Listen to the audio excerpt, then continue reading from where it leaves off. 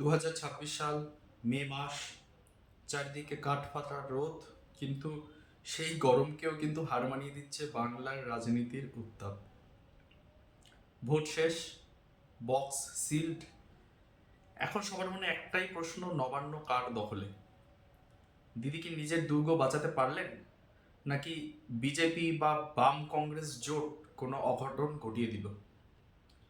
আজ আমরা শুধু অনুমান নয়, কথা বলবো বিভিন্ন সমীক্ষা বা এক্সিট পোলের ডেটা নিয়ে। নমস্কার, আমি প্রদীপ্ত। খবর ও কথা চ্যানেলে আপনাদের সবাইকে জানাই স্বাগত। চলুন শুরু করা যাক।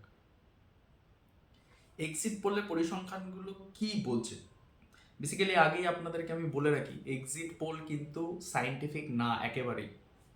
এক্সিট পোলে আমরা গত দুটো নির্বাচনে দেখেছি, এক্সিট পোলের ডেটা কিন্তু পুরো উল্টে গেছে। এক্সিট পোল একরকম কথা বলেছে, কিন্তু রেজাল্ট কিন্তু একেবারেই অন্যরকম হয়েছে। তো এক্সিট পোল বেসিক্যালি একটা তুক্কা। সে যার তুক্কা লাগলো সে বলবে আমি তো বলেছিলাম এরকমই হবে, এরকমই একটা ব্যাপার এক্সিট পোল। তো এটাকে খুব সিরিয়াসলি নেওয়ার কিছু নেই। আমি আগেও বলেছি যে এক্সিট পোল খুব একটা বেশি সিরিয়াসলি নেওয়ার মতো জায়গায় কিন্তু এখনো পর্যন্ত এক্সিট পোলগুলো যেতে পারেনি। যদি বিদেশে কিন্তু দেখা গেছে এক্সিট পোলগুলো খুব অ্যাকিউরেট হয়, ঠিক আছে, ওরা অনেক অনেক রকম সাইন্টিফিক যে সমীক্ষাগুলো করে। আমাদের এখানে তো আপনি যদি কাউকে জিজ্ঞাসা করেন আপনি কাউকে ভোট দিয়েছেন, কেউ কোনোদিন বলবে না, ঠিক আছে, কিন্তু বিদেশে কিন্তু ওরা অনেক সময় ওপেনলি বলে। সে কারণে এক্সিট পোলের ডেটাগুলো অনেক বেশি পারফেক্টেড হতে পারে, কিন্তু আমাদের এখানে কিন্তু এক্সিট পোলের ডেটা আমি আমি তো বলবো না একেবারেই রিলায়েবল, ঠিক আছে, কিন্তু তাও যেহেতু বেরিয়েছে, অনেকগুলো বড় বড় কোম্পানি বার করেছে, আমরা এক্সিট পোলের ডেটাগুলো নিয়ে সামান্য কথা আলোচনা কিন্তু করে নেব। তো এর মধ্যে পিপলস প্লাস কি বলছে? এদের সমীক্ষা অনুযায়ী মমতা বন্দ্যোপাধ্যায় টিএমসি কিন্তু বাংলায় এখনো অ্যাডভান্টেজে আছে। তারা কি বলছে? তাদের মতে তৃণমূল পেতে পারে 150 থেকে 165টি আসন, অর্থাৎ ম্যাজিক ফিগার অনায়াসেই কিন্তু পার করে যাবে তৃণমূল। এটা বলছে হচ্ছে পিপলস প্লাস।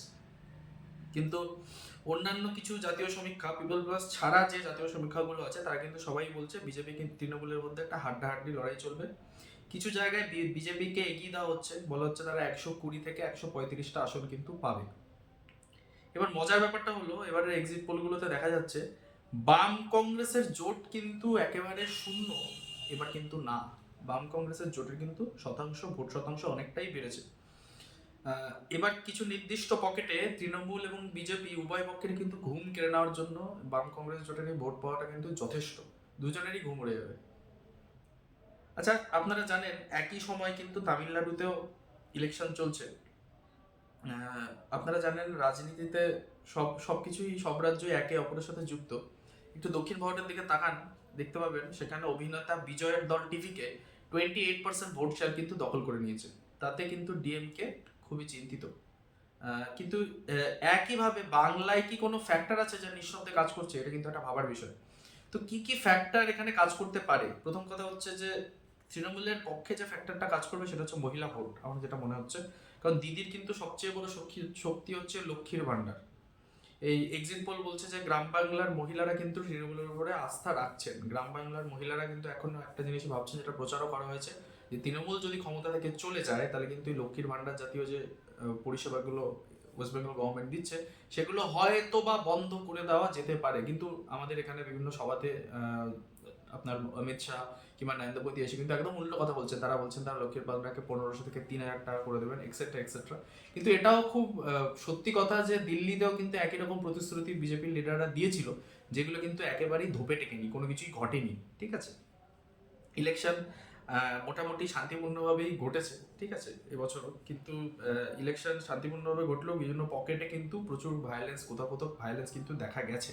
বেশ কিছু জায়গায় ভোট আবার নতুনভাবে নেওয়াও হবে, আপনারা দেখতে পাবেন খুব তাড়াতাড়ি। ইলেকশন কমিশন সেগুলো অ্যানাউন্সও করে দেবে। আচ্ছা, ইস্যুগুলো নিয়ে কথা বলছিলাম। আরেকটা ইস্যু কিন্তু হচ্ছে অ্যান্টি ইনকামবেন্সি ইস্যু, যে গত 10 বছরের বেশি ক্ষমতায় থাকার পরেও কিন্তু তৃণমূলের প্রতি সাধারণ মানুষের, বিশেষ করে উচ্চবিত্ত এবং মধ্যবিত্ত বুদ্ধিজীবীদের মনে কিন্তু একটা ক্লান্তি বা ক্ষোভ অলরেডি তৈরি হয়ে গেছে। এই ক্লান্তি বা ক্ষোভের মেন কারণ কি? যে একের পর এক যে দুর্নীতিগুলো হয়েছে এবং সেগুলো সামনে এসেছে এবং সেগুলো হাইকোর্ট এবং সুপ্রিম কোর্টের মাধ্যমে প্রমাণিত হয়ে গেছে। এগুলো কিন্তু এরকম না যে হাওয়ায় চলছে কথা, দুর্নীতিগুলো কিন্তু প্রমাণিত দুর্নীতি। এইসব ব্যাপারগুলো দেখেও কিন্তু যারা শিক্ষিত সাধারণ মানুষ, শিক্ষিত বাঙালি, তারা কিন্তু অনেকেই এবার তৃণমূলকে ভোট দেননি বলেই আশঙ্কা করা হচ্ছে। আচ্ছা, এক্সিট পোলেও একই চিত্রটা কিন্তু ফুটে উঠেছে, যে শহরাঞ্চলে যেখানে শিক্ষিত বাঙালি থাকে সেখানে কিন্তু বিজেপি অনেক বেটার জায়গা হোল্ড করছে তৃণমূলের থেকে। আর যারা প্রথমবার ভোট দিচ্ছেন তাদের সংখ্যাটাও কিন্তু এবার খুব কম না।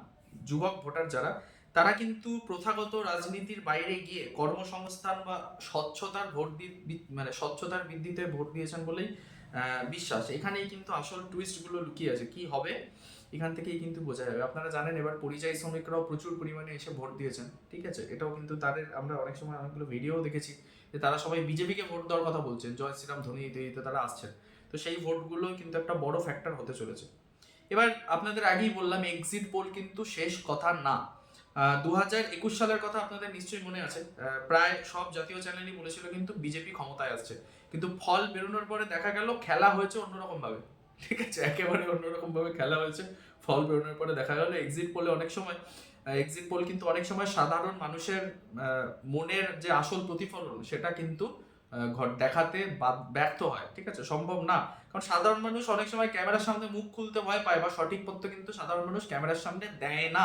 আমাদের বাঙালিরা তো একেবারেই দেয় না, ঠিক আছে। আপনি জিজ্ঞেস করবেন কাকে ভোট দিয়েছি, সে যদি তৃণমূলকে ভোট দেয় সে বলবে আমি সিপিএম কে হয়তো দিয়েছি, বা আমি বলবে যে আমি বিজেপিকে ভোট দিলে সে বলবে না কখনো বিজেপিকে ভোট দিয়েছে, বলবে আমি তৃণমূলকেই দিয়েছি।